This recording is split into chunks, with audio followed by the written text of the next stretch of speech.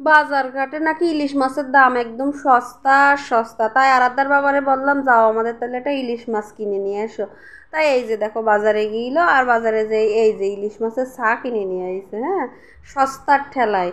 ওরে সস্তা, ওরে সস্তা, তা কিন্তু ইলিশ মাছের গায়ে হাত দেওয়া যাচ্ছে না, এত সস্তা। তাহলে বুঝতে পারিছো তো কিরাম সস্তা।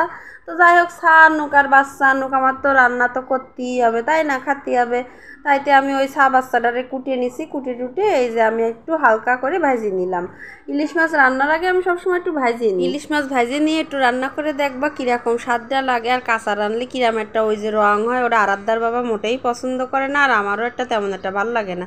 তো যাই হোক, এখন আমি এই যে মশলাগুলো রেডি করে নিচ্ছি, দেখতেই পেলে কী কী মশলা দিলাম। কাঁচা লঙ্কা আর পেঁয়াজ, একটুখানি পেঁয়াজ দিছি, জিরা সর্ষা আর আর কিছু না দিয়ে একটু বাইটে নিলাম, হ্যাঁ। তারপরে বাইটে নিয়ে এই যে তেলের মধ্যে দিয়ে হালকা করে একটু কষায় নিচ্ছি। কষায় নিয়ে এতে আবার সরিষা দিয়ে মেলা কিন্তু কষা কষা করা যাবে না, কষাতে গেলে এবার তিতে তিতে হয়ে যেতে পারে। তারপরে মাছগুলো দিয়ে আবার সুন্দর করে একটু কষায় নিচ্ছি।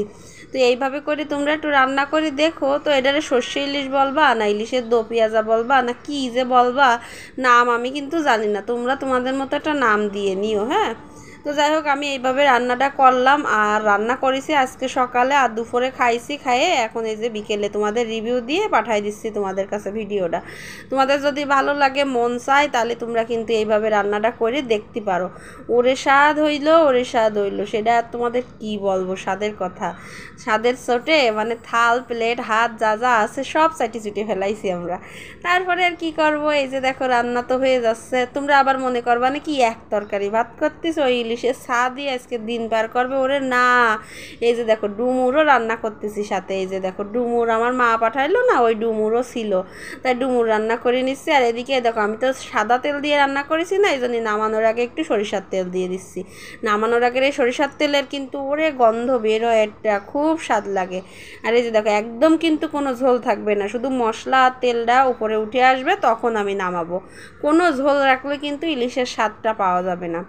তারপরে আর কি তোমাদের সাথে একটু শেয়ার করতে হবে না এই যে ছবিটা, বা একটু ভালো চেহারা বের করে, তাই এই যে ভালো করে একটু সুন্দর করে সাজাই গুজাই নিলাম।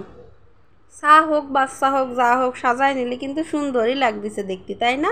আর রান্নার কালারটাও কিন্তু দারুণ আসিছে, আজ কি ঘ্রাণ বেরোচ্ছে, কি ঘ্রাণ বেরোচ্ছে। তো যাই হোক, তারপরে এই যে দেখো কি কি রান্না বান্না করলাম একটু দেখে নাও তোমরা। ডাল আমাদের ঘরে কিন্তু থাকতেই হবে, এই যে পেঁপে দিয়ে ডাল রান্না করেছি, ডুমুর রান্না করেছি। আর ডুমুরটা আজকে এরকম ভাজা ভাজা করিনি, একটু আলু দিয়ে আর পিঠলি দিয়ে একটু আঠা আঠা লোক করেছি। আর এই যে দেখো ইলিশ মাছ রান্না করেছি। এই হলো আজকে সাদা মাটা রান্না বান্না আজকে দুপুরের আমাদের ছিল। আজকের মতো টাটা।